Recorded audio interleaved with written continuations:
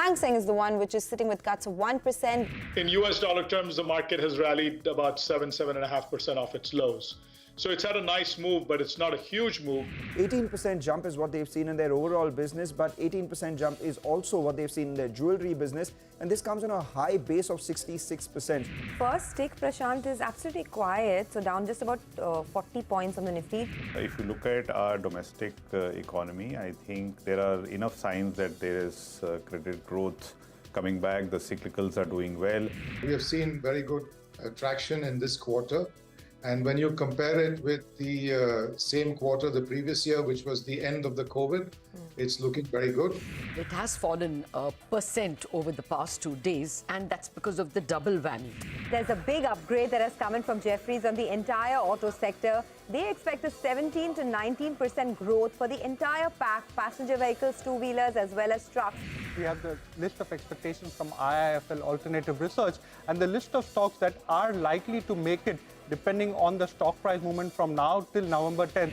It's down about 0.5%. The mid-caps is struggling. The bank Nifty is underperforming to a fair bit. Well, that was the day so far. Hello and welcome to a fresh new edition of Closing Bell. I'm Prashant. With me, my colleagues Reema here and Nigel joining in, of course, from the newsroom floor. Guys, hi. So there is a bit of a pause as far as risk sentiment is concerned. Risk-taking goes, and it is very, very evident. But it's neither here nor there. There is no great move up or move down. And it's been that way for the bulk of the session. And it's basically just waiting. Waiting for what? Waiting for the jobs report later out of the US for the month of September, where the expectation is that it should come in. At least consensus is seeing that number at about 260,000 jobs added by the US economy. A significant beat or a significant miss will move markets. Which way? I mean, you ask different people, you get different answers. But broadly, the view is if it's too hot, I mean, the number is greater than 300,000, you basically will have fears of faster and, rates being higher for longer. And that is negative. That has been the primary driver for equities lower. So you want a slightly softer number, not a very, very strong number. And I think that influences pretty much everything else, right? I mean, the dollar, rates, even oil prices for that matter, which I think is the other big thing we'll talk about. 17,421 on the Nifty, which is where the market turned around from. I mean, that's basically the first level you want to watch. That is and something we've spoken about in the past. IT index, lots of chatter that maybe IT stocks may see a little bit of bounce as we go into. It's already up. The index is up 3% this week, but maybe there is more to go. It's as we've discussed, it remains completely bombed out with some of the smallest bounces from the lows and is going into earnings season. If the earnings commentary is decent, why not? We'll see. Oil prices, I mean, it's not demand. I mean, of course, demand is a big problem. The problem here, of course, is supply with what the OPEC has done, supply on the Russia front, etc. Oil prices have moved up, and the dollar rupee is the other one, which, of course, follows from what happens to oil. I mean, it's one big circle, one feeds into the other, but I think the starting point is later today when we get the jobs number out of the US. For now, it's largely holding with hardly anything, about a 20, 40 odd point cut. Reema, hi. Hi, Prashant. So waiting for the jobs data, waiting to see where crude prices move, the dollar index, if it inches up, and a whole host of earnings next week. And it's not just going to be about IT. We will get a sneak peek into other sectors like auto as well as cement. So let's quickly get the earnings calendar of the next week up for you on your screen. Large cap companies, TCS, Infosys, Wipro, HCL Tech will be declaring their numbers next week. Not just that, on the mid-cap side, you also have Mindtree, Cyient, and L&T Infotech, which reports numbers on Saturday. So that's on the IT side. But what about X of that? Bajaj Auto as well as Shree Cement report their numbers on the 14th. That's the Friday. And on Saturday, you've got numbers coming in from HDFC Bank. So as I said, you will get a picture from the other sectors as well. And in terms of the week-to-date performance, IT is leading the chart. That's up close to about 3% odd. But on the flip side, FMCG sector has been sulking, and that's down close to about 1.25%. In terms of the benchmark indices, the Nifty is up about 1.2%, while the mid-cap index has outperformed with a gain of about 2.2%. Nigel. All right, Reema. Well, let's get straight first to what we have lined up on the show, and then we'll run our viewers through the final 60 minutes of trade. Lackluster, but key indices have come off days low. The Nifty is nearing the 17,300 odd mark to trade more or less flattish. The Nifty Bank underperforms. FMCG, IT and metals lose some sheen, while consumer durables outperform in trade. Brokerage firm UBS has come out with an interesting note on Bharti Airtel. We'll get you details in just a bit. And Varroc Engineering slumps. The company's lighting business sale deal gets amended. The company will now receive 520 million euros for the business compared to around 600 million euros earlier.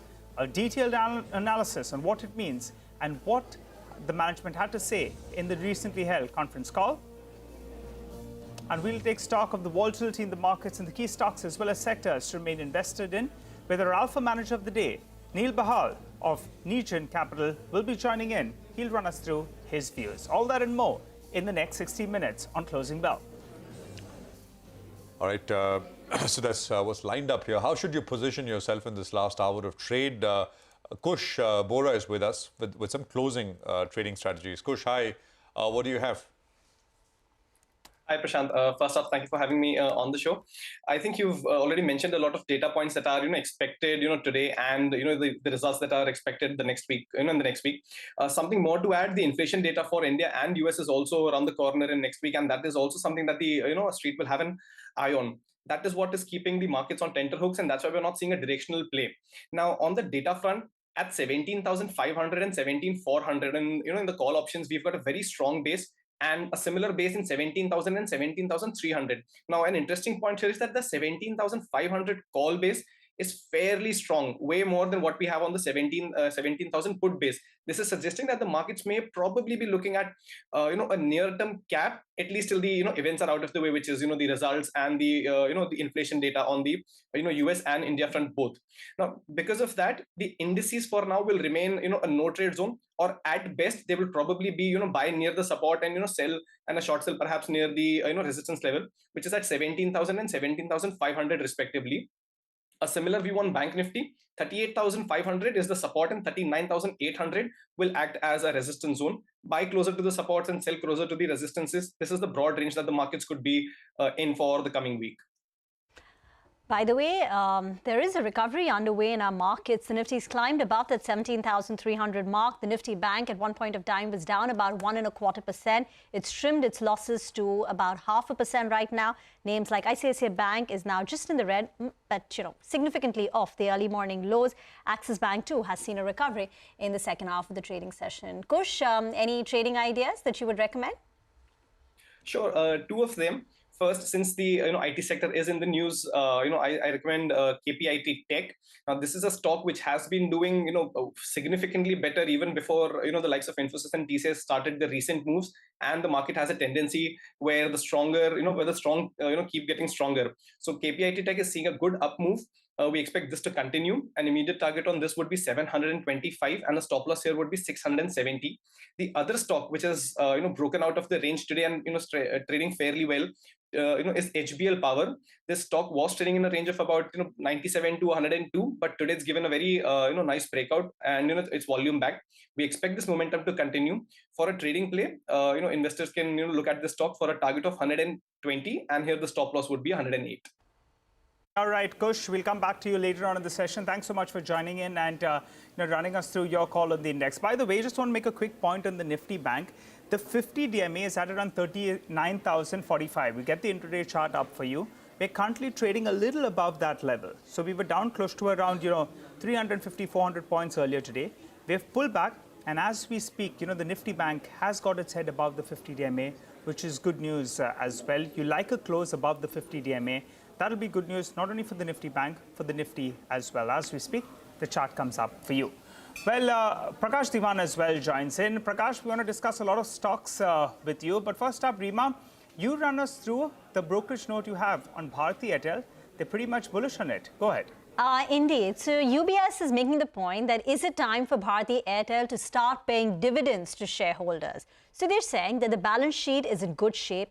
Their net debt to EBITDA has come down to levels of 1.6 times FY23. That's the expectation, which compares with a net debt to EBITDA of 2.1 times in FY21.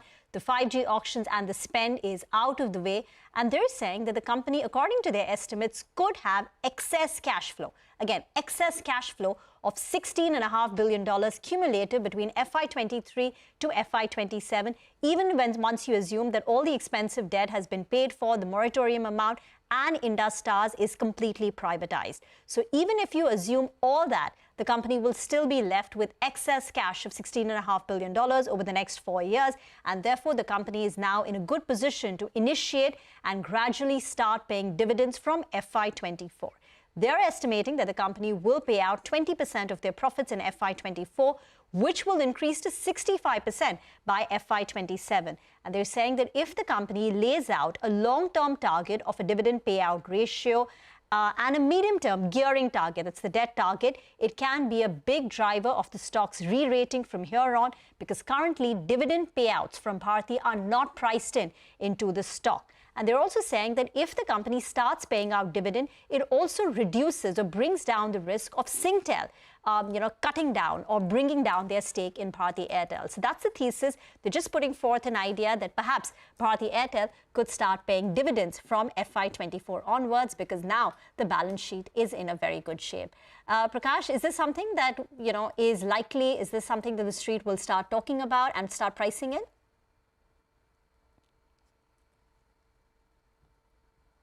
You're on mute, Prakash.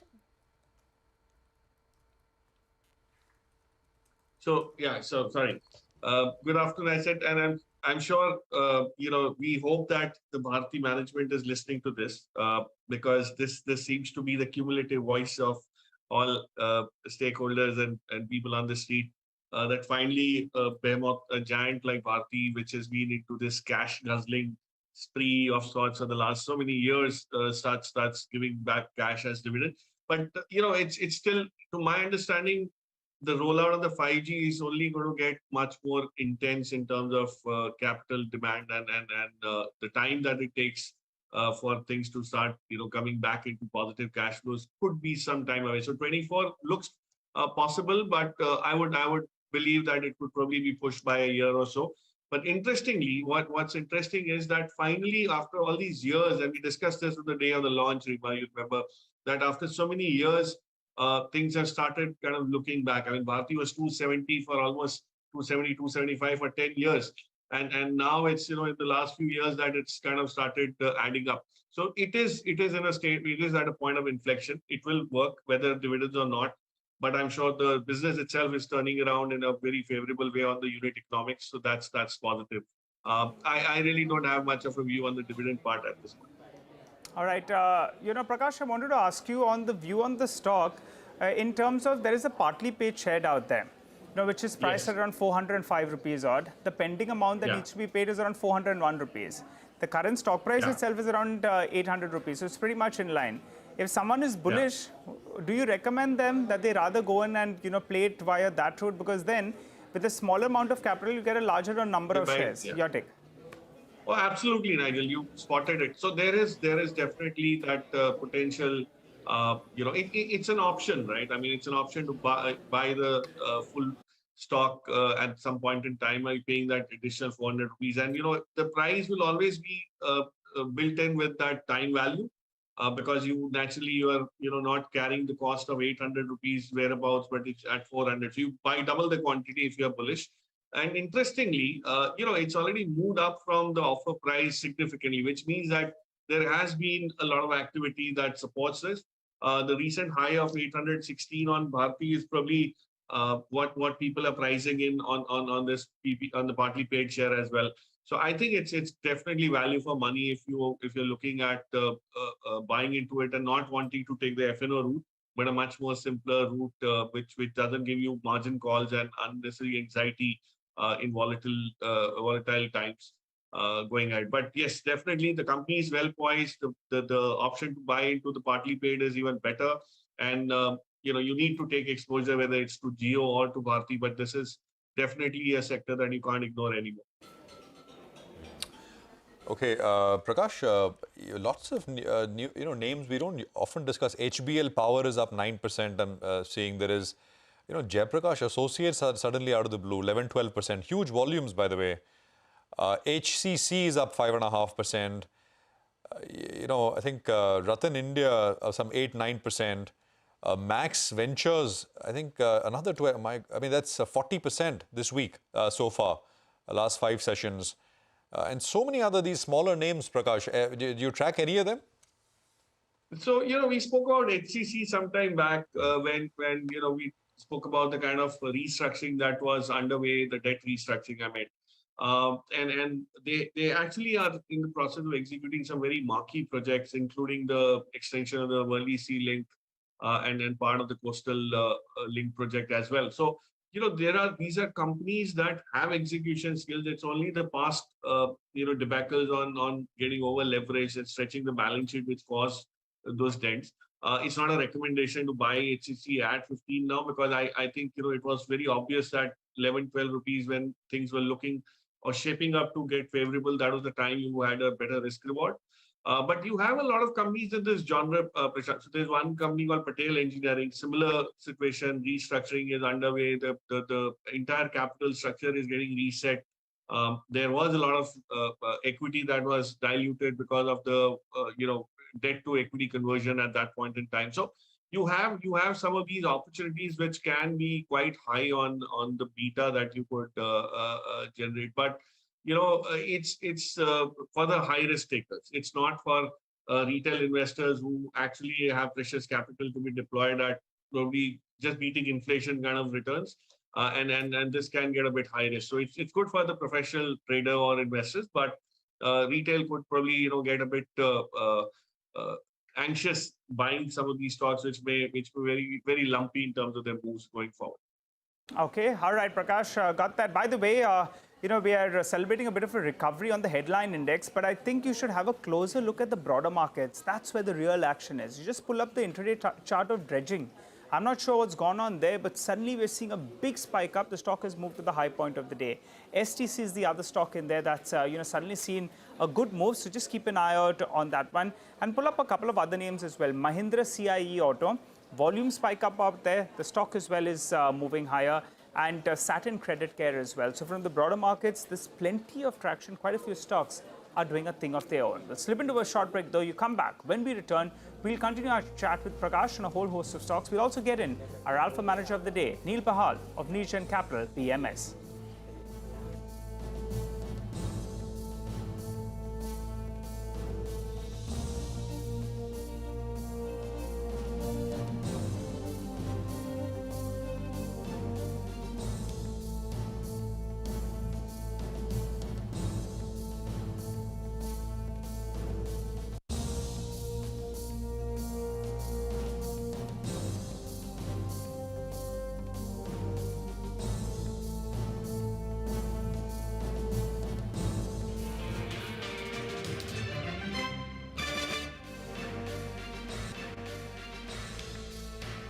Welcome back to Closing Bell. Well, we've got a big recovery underway, and the Sensex for the time being has moved into the green. So it's a solid recovery from the day's low. The Nifty as well on the verge of breaking into the green. And the reason that we've seen such a big recovery is the Nifty Bank. As we mentioned earlier, that 50 DMA extremely crucial.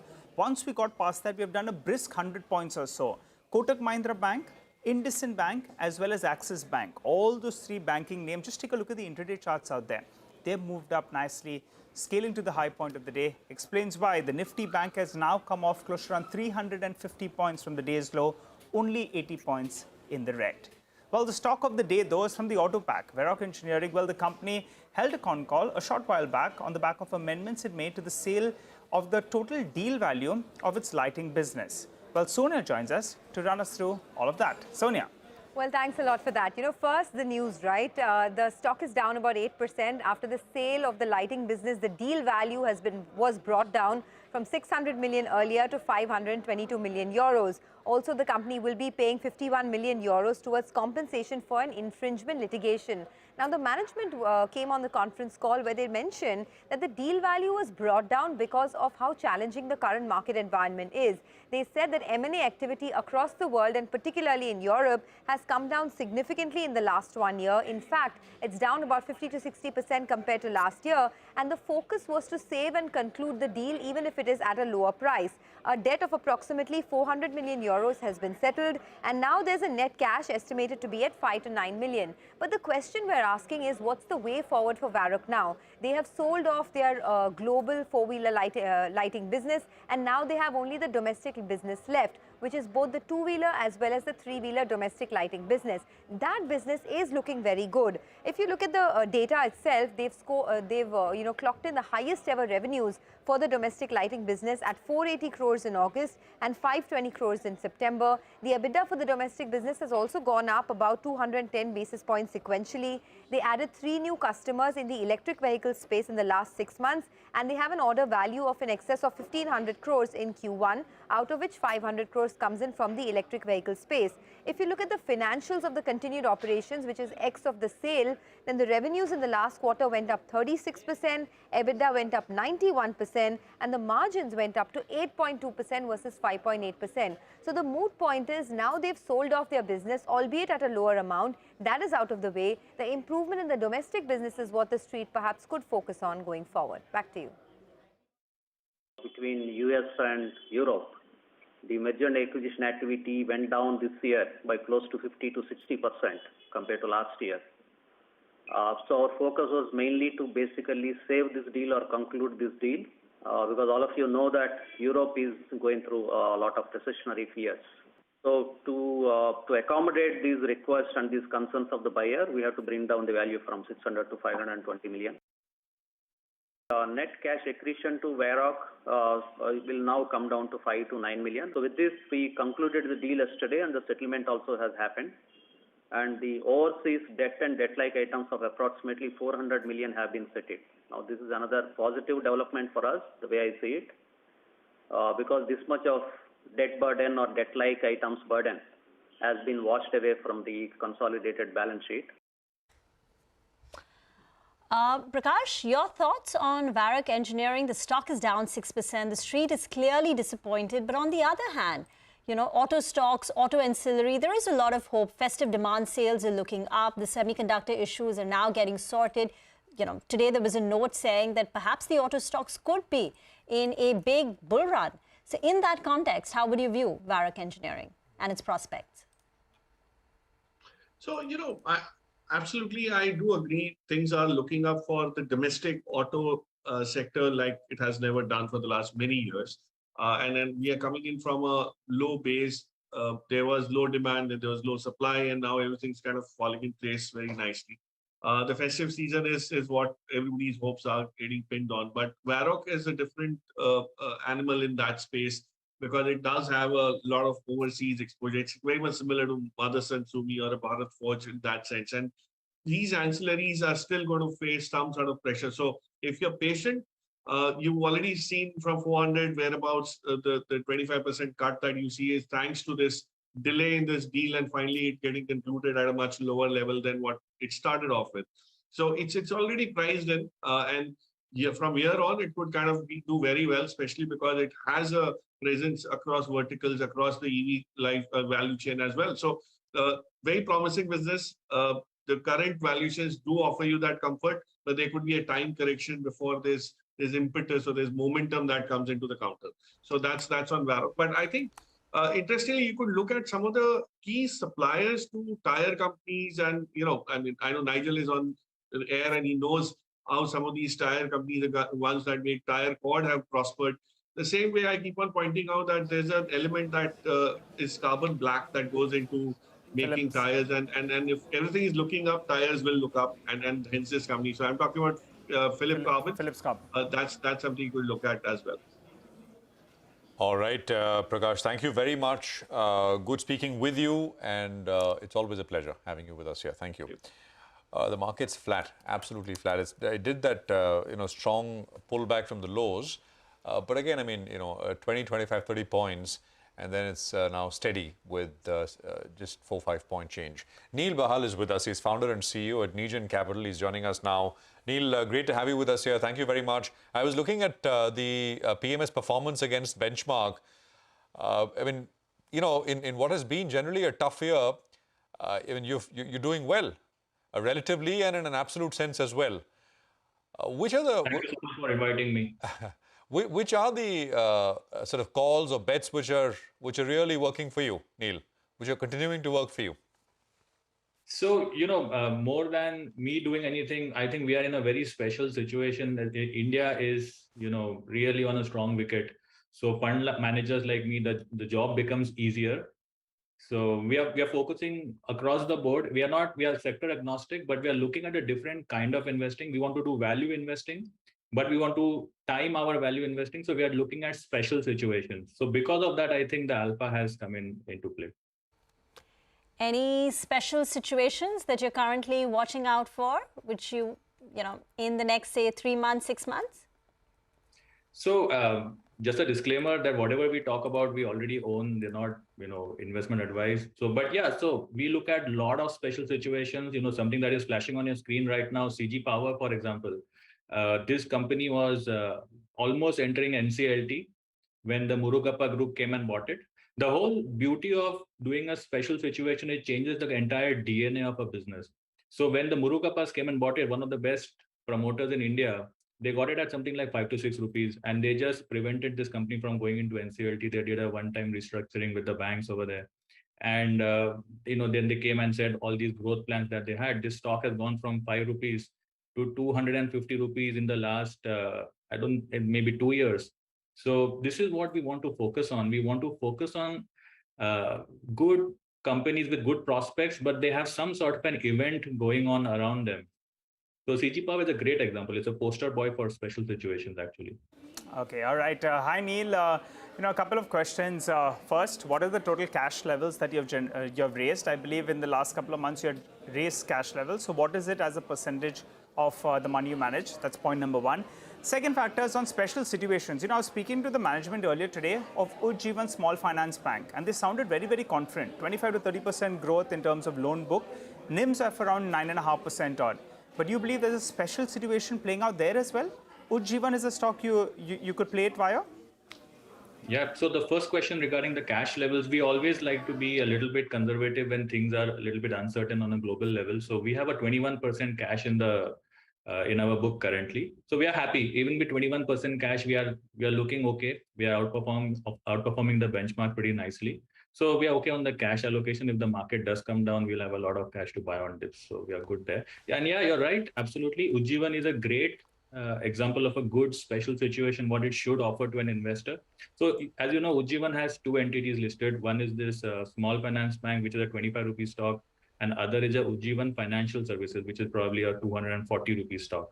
Now, first of all, you need to have a view on Ujjivan. So we did that. We did a lot of scuttlebutt last year, and we got to know from a lot of unlisted microfinance players that microfinance as a space has bottomed out. So that was a good starting point. And then when we looked into the sector, we saw everything was cheap.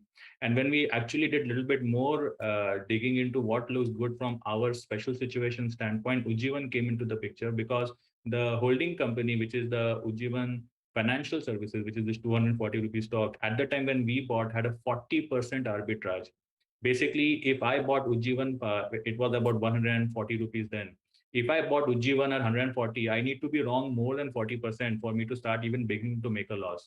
What this is going to do is that, now that the QIP is done, they are going to go in for a reverse merger where the shares are going to get merged with the bank and then cancelled out. So it makes no sense, in my opinion, to own Ujjivan Small Finance Bank. Is investors who have a longer term view, let's say a 1.5 year view, should rather own the main stock.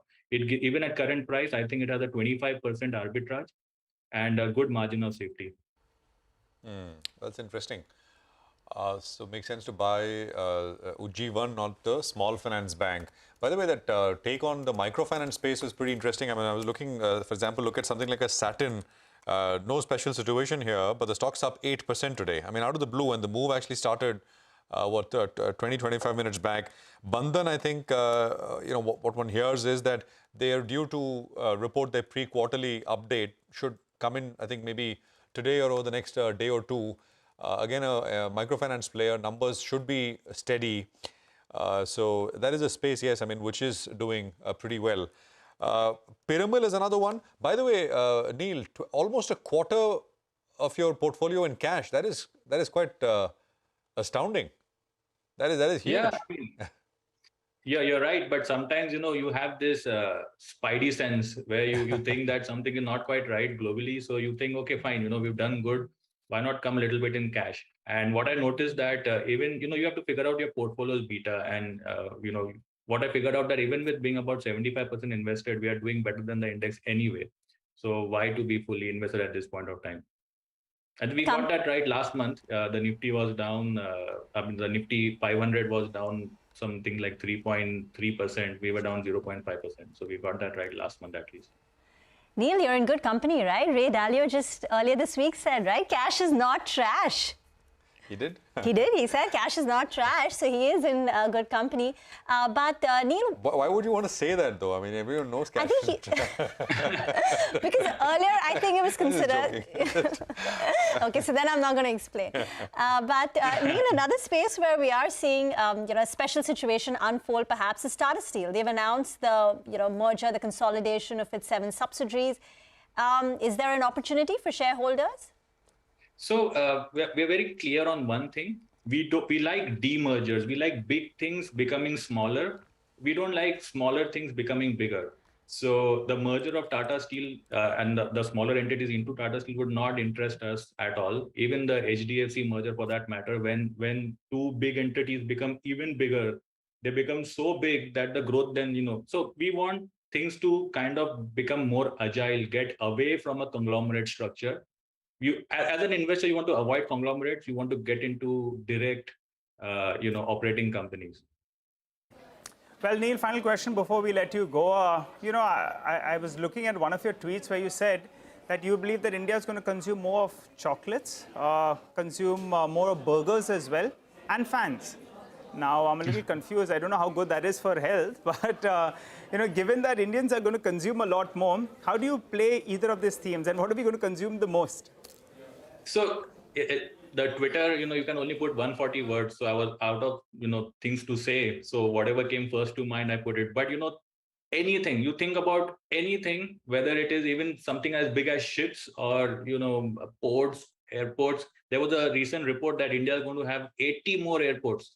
So it's, there's a saying, something in Hindi I would like to say, India is in such a position right now कि जिसमें जितना है दम वो उतना कर सकता है. There is no stopping India right now.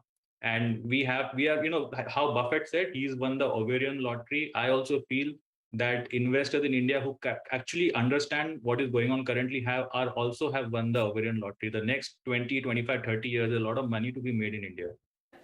But which is the theme that you like the most among all these? Very quickly. I'm very clear. We are sector agnostic. We like whatever offers value. So even if it's a PSU like NMDC, where the steel business is probably free, something like that, I would love. Just, Neil, this Piramal as well, right? Which is announcing, again, a split. Large becoming smaller, not smaller, but, I mean, separate. You still like it? Absolutely. Piramal is one of our bigger positions in the fund. Okay. So, what happened was Piramal had the pharma business and the NBFC. I'll just quickly cover this. Had the pharma business and the NBFC business. But the pharma business was the more, desirable business. But whoever wanted to buy the pharma business also had to value the NBFC business, which had all this real estate finance and so on. So a lot of investors don't like to get into that. So the pharma business always traded at a discount, 12 to 13 times EBITDA valuation. But now, when the pharma business will list on its own, I think about next month or so, I don't think any pharma company in India trades at 12 to 13 times EBITDA valuation. So it will give you probably something like a 15% growth next year, and it will be trading as one of the cheapest pharma companies. So it's going to give you 2 factors in your investing. One is the earnings growth, other is the re-rating. And that's exactly what special situations are supposed to do for you. Okay, that makes sense. Thanks very much, Neil. Appreciate you joining in and running us through, an interesting chat. And hope to speak with you soon again. Thanks indeed. We'll take a quick break here. The market, by the way, is down, 25 points. So it's not really going anywhere. It's right there. 25 minutes to go for close. We'll come back, dealing room check, D-Street chatter with Nimesh, and BTST trading ideas with a technical expert. Stay with us.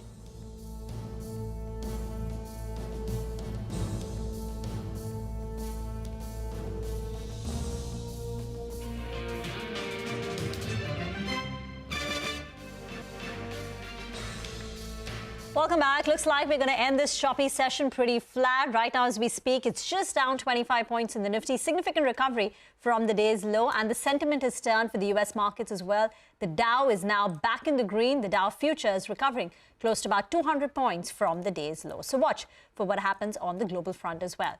But it's time now for our segment D Street Chatter. Nimesh gets us, as always, an insight into what dealing rooms is saying, as well as a few tidbits about stocks that are up and about. Nimesh.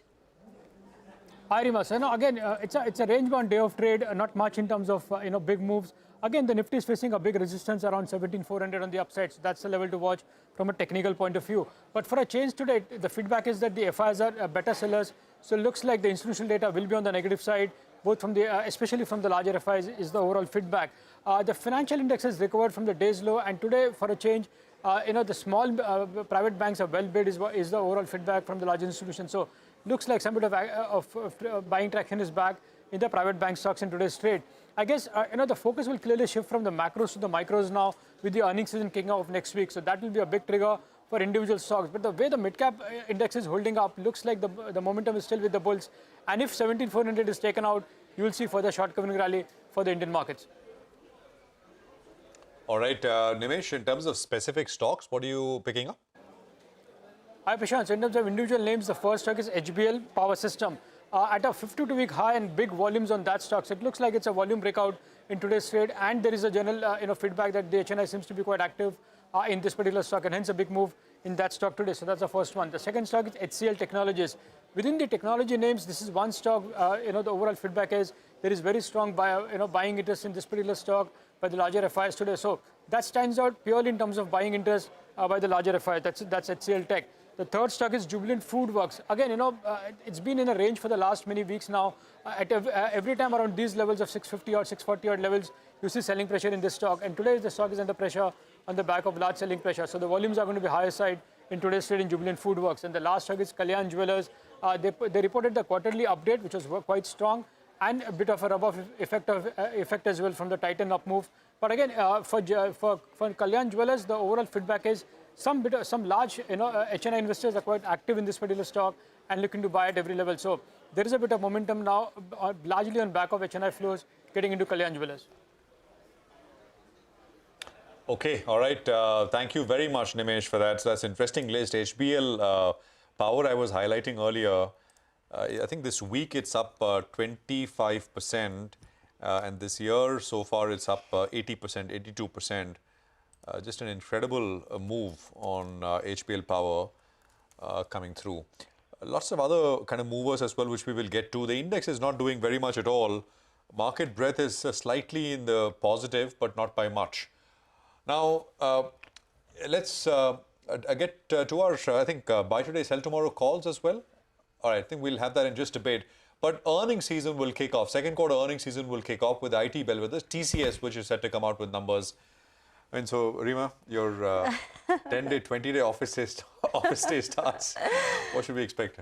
Well, we'll start with TCS, which reports numbers on Monday post-market hours. Typically around 5 o'clock, 5:30 is when the press conference is. And in terms of numbers, dollar revenue growth of 1.3%, constant currency revenue growth of 3.4%, which is similar to what the company reported last quarter, which was about a 3.5%. As we've been saying, there is going to be a big difference between the constant currency and the dollar revenue growth, and that's because of cross-currency headwinds. Because of the euro-pound appreciation against the dollar, when IT companies like TCS convert their euro revenues or their UK revenues back into dollars, they're losing money. So that's the reason why the dollar revenue is expected to be lower. Margins for TCS are likely to expand by 70 basis points, 23.8%. But remember, in Q1, the company's margins had fallen by 190 basis points due to wage hike. So Q1 margins were depressed, and on that, it's likely to rebound 70 basis points. Profits up close to about 8%. We always look at IT numbers on a sequential basis. What are we going to watch? Well, the company had guided for Q4 exit margins. It typically does not guide for margins or they just have this long-term aspiration band of 26 to 28%. But in Q1 they categorically said that we're hoping to end FY23 with exit margins of 25%. So do they continue to hold on to that? Because pressures on profitability continue to mount. Secondly, in the last quarter, hiring as well as deal wins were fairly muted. And that typically is a lead indicator for growth. It's seen as a proxy for future growth. So an update on that. Finally, TCS's exposure to Europe as well as UK, which are now seen as the troubled geographies, are the highest in the sector at close to about 30% of their revenues. And, finally, I think since TCS will be the first company that reports its IT numbers and it's the largest, what the company has to say about tech budgets. Is there a risk that tech spending is going to come down in FY24? There is going to be a significant moderation in FY24 revenues versus FY23. Investors are going to try and glean out, some indications, about from the TCS management commentary for the sector as well. So that's about TCS. We, of course, will keep getting you more updates about the rest of the IT companies closer to time. But Dipan Mehta of Elixir Equities is with us now. Dipan, you've been watching the IT sector very, very closely. Should we expect anything in terms of a positive or a revenue surprise? And what's the investor approach? Should they just wait it out for a couple of more quarters till we actually get clarity on what FY24 is going to be? Good afternoon, Rima. I think I'll go with the latter. There is just too much uncertainty around tech and tech spending globally. So let's just wait and watch, see what the actual numbers come. And Rima, this time around, the order inflow is going to be the most important metric that we're going to track, and how that compares with last quarter and year over year. I think because that will give an inkling into whether there's actually a slowdown in tech spending or not. In the previous slowdowns, I would say recessions in US and Europe, certainly the tech spending did slow down and IT companies stagnated. But things have changed. We have had a pandemic where now software and tech spending have become central and important for every organization. And to an extent, spending on software and tech services has become a bit of a non-discretionary. Let's see whether that actual theory is playing out for this quarter or not. So we are anyway close to the beginning of an earnings season. So let's just wait and watch, and then make a more informed decision about what to do with our positions and investments in software companies. They say that when clients feel that tech spending is going to be cut next year in FY24, there typically is a budget flush. They're saying, come, let's spend right now, because next year onwards or the year after, perhaps we're going to have less money. So the CIOs sometimes use this opportunity to spend more. So this is a contra view, right? And it's typically called budget flush. So in Q3, we're going to be actually watching out for whether there is a budget flush or tech spending. There are signs that tech spending could be cut. It makes sense, right? I mean, in our, there is a budget. I mean, for example, there's a hiring budget. You want to hire people, you can hire now. Exactly. I mean, who knows? You can do, you can do that a year, 2 years down the line. I think makes sense in that sense. Rima, what's it known as? Budget flush. Budget flush. All right. I think very as you descriptive. age in your own personal life as well, it happens, right? As the family is expanding, the budget automatically is getting diluted. All right. Go ahead. No, I thought we'd get back to the markets because I don't want to feel too depressed on that front. But Deepan, coming across to you, the paper space has done very, very well. And I was looking at a couple of big buzzers just in the last 1 hour or so. Orient Paper, that's a stock that spiked till the high point of the day. I was going through the annual report a couple of months or so ago, and they have this boiler that they're going to be installing at some part of this year. I don't know when, but that will save them a good amount of money. But if you look at a year-to-date chart of Orient Paper and say a JK Paper, Orient Paper is up only 10%. Most of the other stocks are up 50, 60, 70, or even doubled in the last 1 year or so. So I think it's playing some bit of catch-up as well. Any view, Deepan, on this space? Normally, I think you don't like to play any of these themes. Are you sticking to that? Yeah, we are avoiding paper stocks, as well as use of paper in personal life as well as in office. And these industries are pretty much stable industries. Not much growth is visualized in them. And you can have trading rallies in paper companies because prices go up, go down, margins may change. Suddenly there may be a bit of a surge in demand as well. But if you see the long-term trajectory and the past track record, paper companies never really have created great value. And we are in a market just now, which is, I would say, assuming all things have become a bit better a quarter or two down the line, is on a takeoff stage.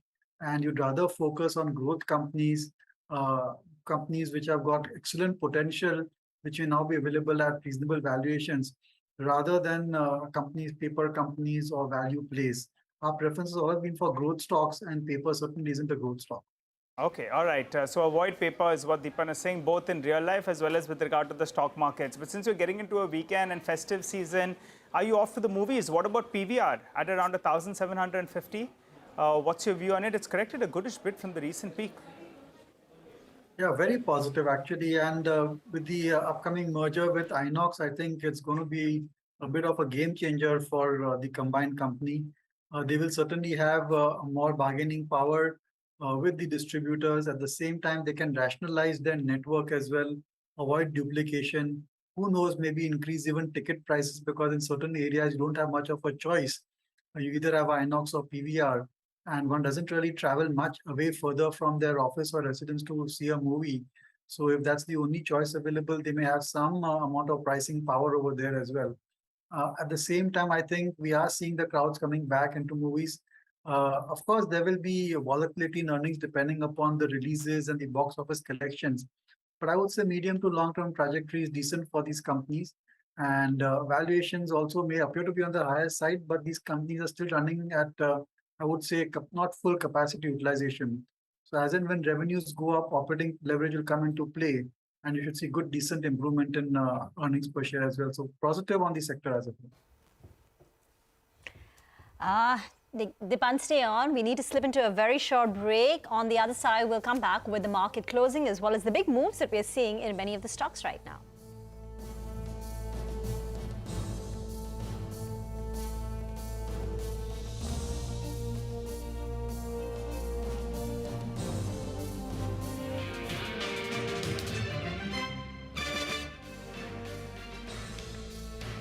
You know, people often ask me why I left my steady job at the call center. I wanted more out of life. So, I launched my own startup. Do you want to know how? Then start up your own business as an LIC agent. You want it, we've got it. Great products, zero investment, leading organization, and unlimited opportunities. So, are you ready? Now think big. Become an LIC agent. Visit our website or contact your nearest LIC branch.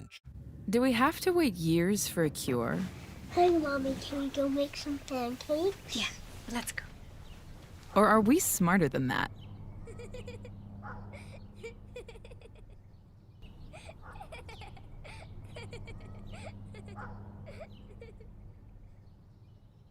हमारी car कितने में निकलेगी? Sir ये वाह yes sir OLX autos ही देता है आपकी car का बेस्ट प्राइस। सुनीता, सुना तुमने ये क्या बोल रहे हैं? यही कि OLX ऑटोज ही देता है आपकी कार का बेस्ट प्राइस। बाबूजी, सुना आपने सुनीता क्या बोल रही है? ये सब यही बोल रहे हैं कि ये प्राइस ही नहीं सरप्राइज है। Visit olxautos.in.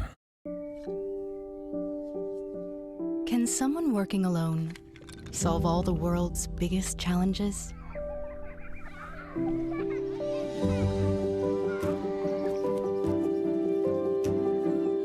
Isn't collaboration the way we'll produce enough food for a growing population?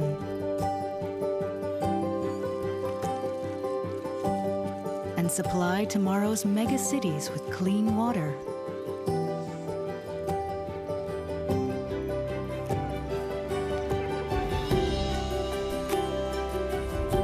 Isn't working together how we'll make lighter, more sustainable packaging? And generate limitless energy. As one of the world's leading chemical companies, we believe the chemistry between people is the chemistry that matters. SABIC. A moment can start a movement. One ripple can start a wave. Avanti, Forevermark, a diamond is forever. Happiness is getting home solid wood furniture this Diwali from insaraf.com, India's #1 solid wood furniture store. Okay, welcome back. Just take a look at Mazgaon Dock. Oh boy, I mean, and by the way, the move was materialized in the last 3-4 minutes, by the way. It was at 6.20 or so. It's moved up to 6.40. $20 in the last 4 minutes, basically. And it's up another 7.5%. And 30% this week. 30% this week. So just pull up the 1-week chart as well of Mazgaon Docks.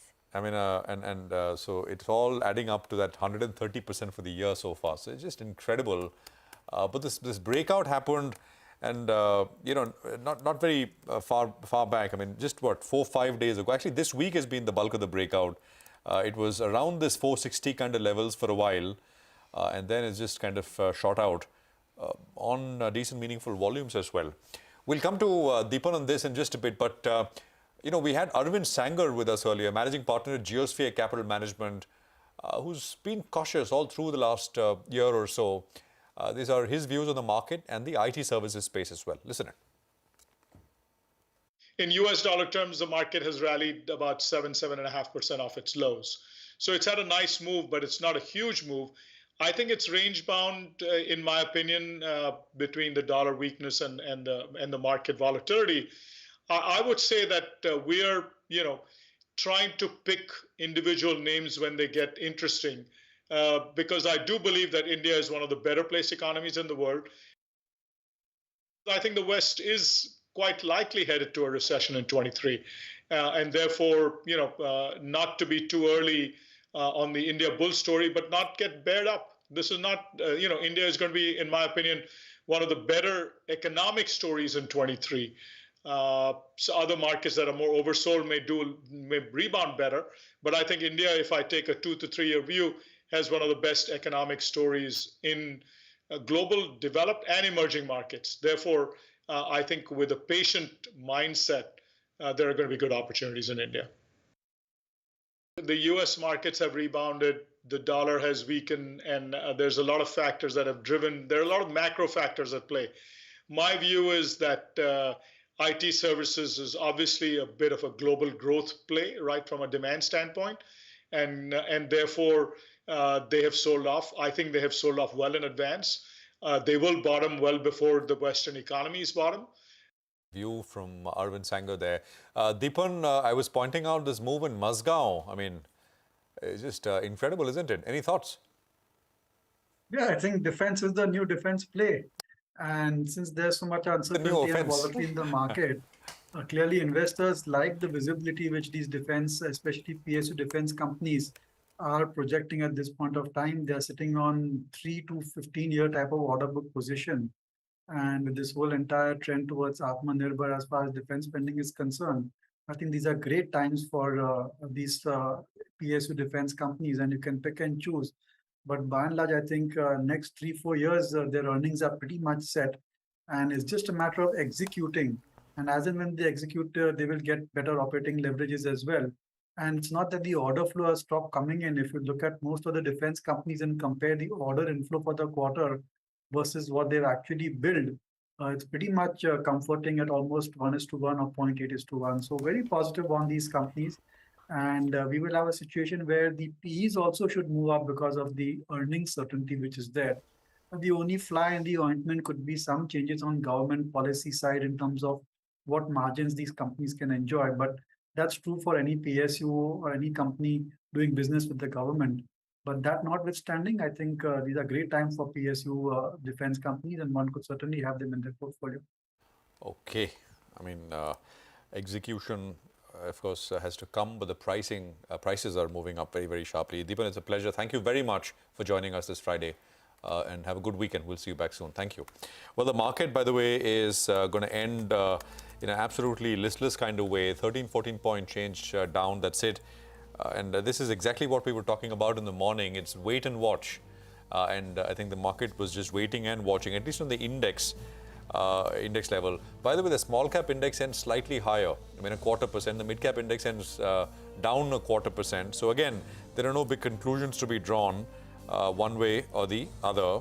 Market breadth positive, so 1,200 odd stocks higher, 970 stocks lower in terms of trade today. Let me just identify a few larger names before We look at broader markets, mid caps. So Titan, of course, the undisputed gainer, the big one, 5.5 higher. Power Grid, 1.5. Grasim, IndusInd Bank, and ONGC. Actually, there were just, 4 or 5 names with gains of more than 1%. The big one was Titan. On the downside, Tata Consumer, BPCL, and Mahindra were the 1.5% in that zone, losers. So not very much going on in the index. But broader markets, lots of action on both sides, Rima. Absolutely. And the index per se managed to trim its losses to a fair bit. At one point of time, the mid-cap index was down close to about 0.9%. By the end of it, the knock on it is just about 0.25%. So let's quickly run you through some of the big movers. Mazgaon Docks tops the price as well as the volume charts, up 7% today, 30% for the week itself. Ujjivan Small Finance Bank, where the numbers look good, stock is higher by 5.5%. Zomato made a big move, particularly in the last 1 hour. Stock surging to a 6% rally. You also had strength coming through in Kalyan Jewellers. Titan numbers look good as well as Kalyan Jewellers numbers look good.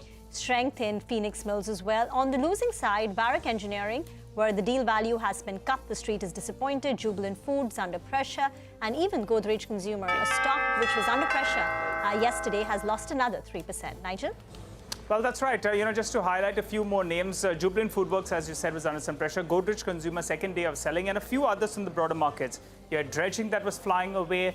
Himmat Singha, well, that stock did very, very well. Max Ventures was another stock that popped up in trade. Everest Kanto as well. That stock, in fact, did come to life towards the end. And India Nippon as well. Well, that stock as well did pretty well. So fair bit of traction from the broader markets. Good to see a bit of a recovery from the low point of the day.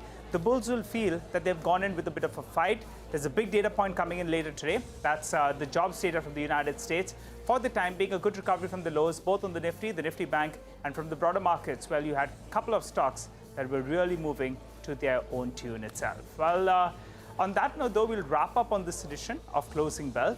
But you stay with us. Friday special, Sonia is standing by to run us through another special edition of Smart Money.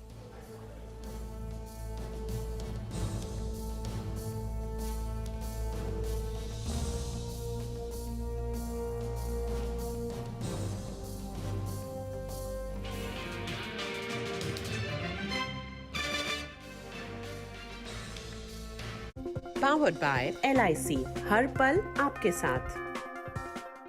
जिंदगी को दें रफ्तार, शुरू करें इसी त्योहार, खुशियों का सफर बिताएं साथ मिलकर। त्योहार तभी हो जब अपने साथ हो। SBI के संग इस त्योहार छोटी किश्त से बड़ी खुशियां ले आए। SBI, the banker to every Indian। आग को फैलने से रोकना मुश्किल है, पर नामुमकिन नहीं। अब फायरवॉल टेक्नोलॉजी के साथ सेंचुरी प्लाई क्लब प्राइम आग से बचाए। Guess which state has the most attractive package of investment incentives? And India's best industrial